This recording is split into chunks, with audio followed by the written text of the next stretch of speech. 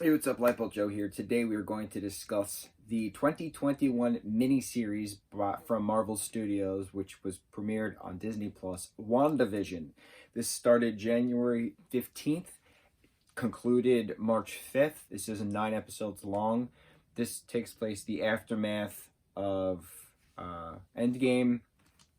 There's so much happens in these 9 episodes and so many questions left unanswered, and I'm still not convinced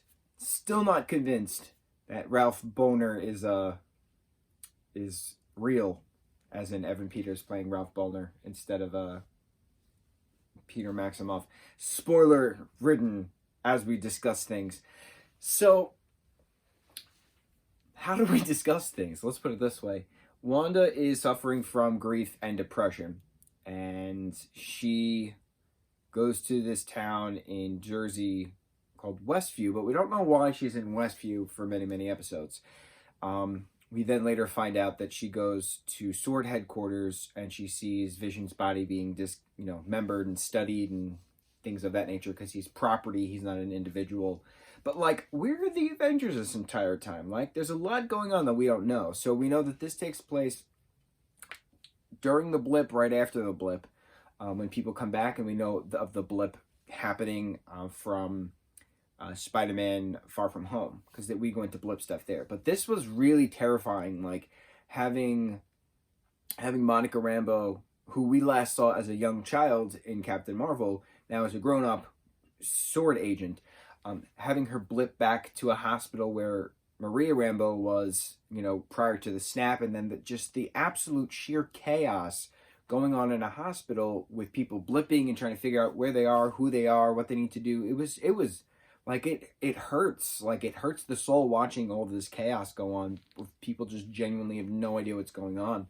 So Darcy Lewis is back. Our beautiful Kat Dennings playing Darcy Lewis. The last time we saw her was Thor: The Dark World. So Thor 2. We have Jimmy Woo, Randall Park, back as Jimmy Woo. Last time we saw him was in Ant-Man and the Wasp.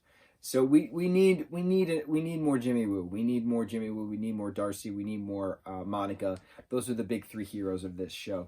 So Westview is being portrayed as this 50s sitcom. That's the first episode, and then the 60s sitcom in the second, 70s sitcom in the third, and so on and so forth. Right? Why sitcoms? Why did Wanda create this hexagonal area around Westview? And she has the residents of Westview being these characters on her own show. And she's broadcasting this own show of her own show. It's her world now. It's like this weird coping mechanism of her grief and depression. She and Vision, a vision that was created from her mind, have children, Billy and Tommy. They're twins.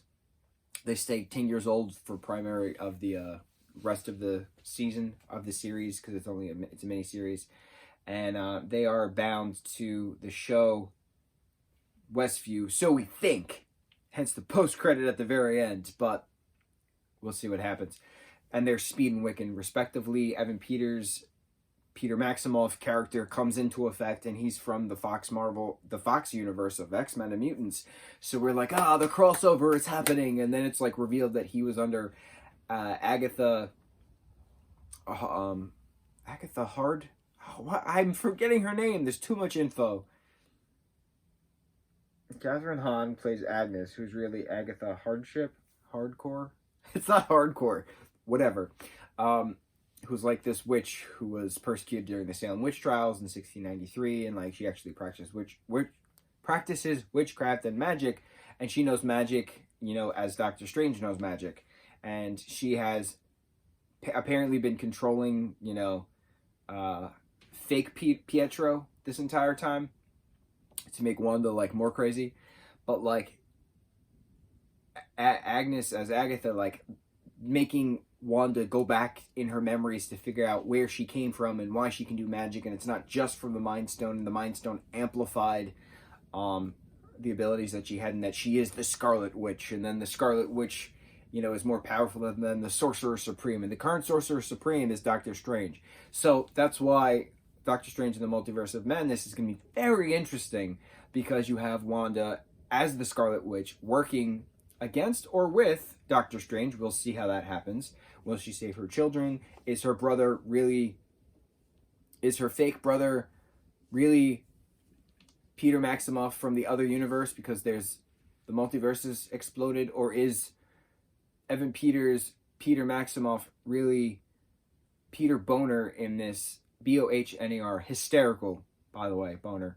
And they laugh at it when Monica comes to the terms of that. It's just, there's just so many questions that we need answers to. Like, what's going to happen with Darcy now that Darcy and Jimmy and Monica all work together? Monica now has, like, superpowers because she, like, forced herself to go back into Westview after Wanda kicked her out. Like, there were so many twists and turns in this show that, like, we all did not see coming, and then some of them we did see coming, but, like, I am just so blown away by how well this was put together. Like, I was on the edge of my seat every episode. Obviously, if you're watching this, you've seen it. So, like, you can understand that level of emotion we had, especially when Wanda and Vision are sitting down and he says, what is grief except love persevering? And it's just beautiful. Absolutely beautiful. Like, what's going to happen with Speed and Wiccan? Like, what's going to happen moving forward? Where were the Avengers during all this time? And then you have a scroll appear at the very end to talk to Monica and says, a friend of your aunt wants to see you up there as a space, as in Nick Fury. So, like, what's Monica up to now? Is Monica going to be in Captain Marvel? Like, is Jimmy Woo and Darcy Lewis going to get their own TV show? Like, so many questions. I will say I am quite proud of my parents for watching this, because they've seen Marvel films over the course of the years, you know, since 2008's Iron Man, but they never saw every single Marvel film. So they wanted to watch WandaVision because they love Elizabeth Olsen, they love Paul Bettany, and they were like, wait, we didn't see everything, you know, like certain things like they didn't get referenced-wise, like the Sokovia Accords or like little things like that. And I was like, okay, so I made them a list of all 23 Marvel films. In the release date, it was ordered. And then when Evan showed up, I was like, oh crap, now you gotta watch all the X-Men films. So I gave them a list of the X-Men films. And they watched them all. They watched all the Marvel films, and they watched the X-Men movies that Evan's a part of. So First Class and on. Because the timeline changed, so they really didn't have to watch those. And I gave them the Spider-Man list because Spider-Man No Way Home is going to be bringing into that whole multiverse of madness as well. So, like, there's a lot that they need to get up to date with. And we're halfway through our Spider-Man marathon, and I'm so proud of them because we can all talk about these things. We can all share our theories and, like, express the confusion that there's so many different timelines going on. But, like, what's up with the future Loki show? What's up with, you know, Falcon and Winter Soldier? Like, it's so many things, but it's nice to talk to them about it because, like, most kids can't talk to their parents about, like, the shows or movies they're watching because, like, their parents could care less. But mine and my brothers care. So when we get to have family dinners, the four of us get to all talk about it, and it's pretty cool. So I am fortunate. Yes. And WandaVision. Man, Agatha all along. That is the true theme song of the show, and like the queer community has just lifted Agatha to high hopes of being our new Supreme, and I'm just so honored to be a part of it all. Can't wait to see the Agatha costumes come Halloween. That's going to be hysterical. I don't know what else to say aside from how wonderful this show was. It went on a whirlwind adventure. No two episodes were ever the same, and I loved the back and forth of sitcom style versus real life style versus, like, literally breaking the fourth wall. Like, Kat Dennings literally saying, you know, I've been binge watching WandaVision and I'm still confused. And, like, what show can say they've been watching WandaVision while you're watching WandaVision? Like, it's so meta. It's great. Great.